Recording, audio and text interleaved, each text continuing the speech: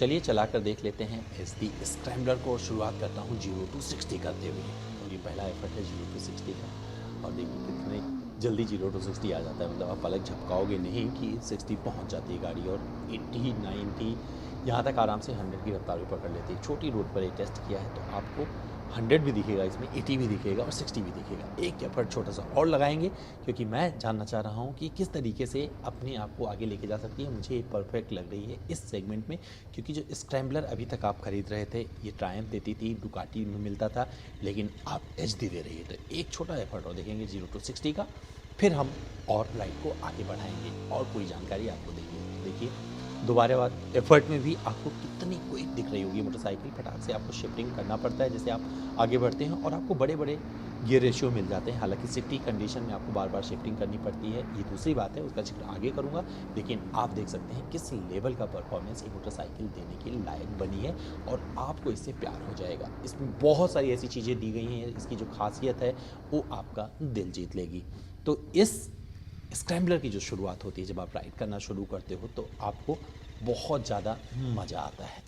जब आप इसे नॉर्मल चला रहे होते हो, आपके सामने अगर खुली सड़क मिल जाती है, छोटा ट्रैफिक मिल जाता है, तो वहाँ पर बहुत ही कंफर्टेबल, मतलब एक लाइट सिटी बाइक के तौर पर ये काम करती है। लेकिन आगे बढ़ने से पहले बता दूँ, इसमें जो आपको इंजन मिलता है वही 334 cc का इंजन है, और इसमें आपको जो पावर आउट मिलता है 29.1 PS की शक्ति देती है 8000 RPM पर, और 28.2 Nm का टॉर्क निकलता है 6750 RPM से। ये भी इलेक्ट्रॉनिक फ्यूल इंजेक्शन के साथ आता है। ट्विन एग्जॉस्ट है इसमें, जैसे आपने देखा एडवेंचर आपको सिंगल एग्जॉस्ट मिलता है, लेकिन इसमें आपको ट्विन एग्जॉस्ट मिलता है। और इसमें भी आपको कांस्टेंट में 6 स्पीड गियर बॉक्स मिलता है। बहुत प्रिसाइज है इसका गियर बॉक्स, और आपको मज़ा आता है।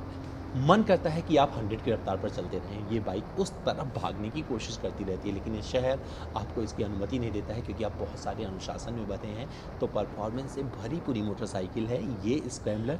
और मुझे अगर आप मुझसे पूछेंगे कि आपको सबसे ज़्यादा अच्छी कौन सी लगी इन तीनों प्रोडक्ट में, तो मुझे ये स्क्रैम्बलर सबसे ज़्यादा बेहतर मुझे ये मोटरसाइकिल लगी। मेरी हाइट के हिसाब से परफेक्ट लगी, और जिसका पोजीशन है, जब राइड कर रहे होते तो आपको बहुत ज़्यादा मज़ा आता है। अगर मुझे एडवेंचर नहीं करना होगा, सिटी कंडीशन में ज़्यादा बाइक चलानी होगी, कभी कभार मुझे ऑफ रोडिंग के लिए जाना है, तो मुझे लगता है परफेक्ट मोटरसाइकिल। आपको सोचने की भी ज़रूरत नहीं है, आपको ये सपोर्ट करने वाली है। जो इसका वजन है 182 किलोग्राम का, वो आपको महसूस नहीं होता है। फ्यूल टैंक कैपेसिटी थोड़ी छोटी रह जाती है 12.5 लीटर की, लेकिन अगर आपको माइलेज 40 तक कम दे देती है मोटरसाइकिल, तो उस लिहाज से भी आपको ये परफेक्ट लगने वाली है। व्हील बेस इसका 1403 मिलीमीटर का है, और जो ग्राउंड क्लियरेंस है 200 mm का है, पर वहाँ आपको कोई दिक्कत नहीं होती है। ऐसा लग रहा था कि सीट हाइट मुझे कम लगेगी, क्योंकि ये 800 मिलीमीटर की है, पर आपको सच बताऊं मुझे कोई शिकायत नहीं इसके सीट से, और इस पर मैं बहुत ही कंफर्टेबली बैठा हूं। हालांकि जब कोई पिलियन बैठेगा तो उसके लिए मुश्किल होने वाली है, क्योंकि पिलियन राइडर के तौर पर मोटरसाइकिल आपको एकदम सपोर्ट नहीं करने वाली है। अगर पिलियन बैठेगा तो उसको दर्द होना स्वाभाविक है, क्योंकि ये आप अकेले रह के चलाइए इस मोटरसाइकिल को, ज़्यादा सुखी रहेंगे। और अगर इस सेगमेंट में कंपेयर करने की कोशिश करेंगे तो अभी इसका सेगमेंट ही नहीं बना है, क्योंकि जिस कीमत पर इसे कंपनी ने लॉन्च किया है उस कीमत पर और आपको कुछ नहीं मिलने वाला है। तो ये स्क्रैम्बलर एकदम अलग है, एकदम जुदा है। सिटी ट्रैफिक में आपको थकाती नहीं है, आगे भागती रहती है, वहाँ पर आपको मज़ा आएगा।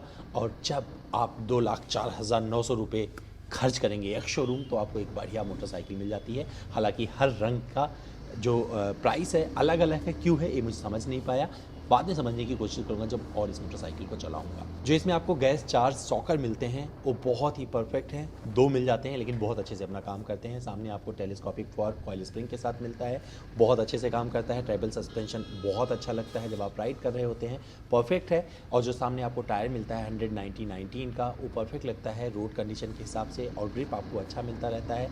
रियर टायर आपको 140/70/17 के मिल जाते हैं, वो भी परफेक्ट लगेगा। डबल क्रेडल फ्रेम पर बनी ये मोटरसाइकिल है, और जो ट्विन एग्जॉस्ट है इसका, मन करता है थोड़ा और दहाड़े, लेकिन जो दहाड़ इंजन से निकलती है वो इसके परफॉर्मेंस में झलकती है। कई जगह आपको निराशा हो सकती है कि भैया थोड़ा और ज़्यादा रिफाइंड होता, लेकिन ये आवाज़ करके, मतलब दहाड़ के परफॉर्म करने वाली मोटरसाइकिल है, तो ये आपको निराश नहीं करेगी। उन लोगों को पसंद आएगी जिनको ये सब कुछ करना अच्छा लगता है। अगर आपको खाली रोड आ जाए और आप पूछो कि सबसे बेस्ट स्पीड कौन सी चलाने में, तो ये आपको 120 भी आराम से करके देगी, लेकिन आप चलाओगे कहाँ ये आप पर निर्भर करता है। तो अगर इस मोटरसाइकिल को बहुत ज़्यादा अच्छा जीना होगा तो आपको इसे लेके किसी ऐसी जगह पर जाना पड़ेगा जहाँ पर कोई लिमिट ना हो स्पीड की, और एक स्वतंत्र माहौल में, सेफ माहौल में आप इसको एंजॉय करके आ सकते हैं। तो ये मोटरसाइकिल उन सभी योग्यताओं से भरी पूरी है जहां पर आप अपने लिए एक ऐसा विकल्प तलाश रहे होते हैं जिससे आप सब कुछ कर सकें। सब कुछ करने का मतलब सिंपल सा है, आप अपने ऑफिस जा सकें, आप इसे शहर में ज़रूरत पड़ने पर चला सकें, वीकेंड मस्ती कर सकें, लॉन्ग ड्राइव पर लेकर निकल जाएं, टूरिंग करके चले आएँ। इसके अलावा जब मौका मिल जाए कहीं पर अगर उबड़ खाबड़ रास्ते आ ही गए तो उससे आप आराम से पार कर जाएं, तो ये आपको कहीं भी परेशान करने वाली नहीं है।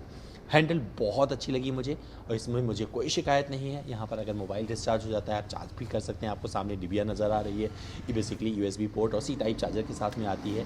किसी भी मोटरसाइकिल में अब तक मैंने एक साथ ये 2 विकल्प नहीं देखे थे, लेकिन इसमें मिलता है।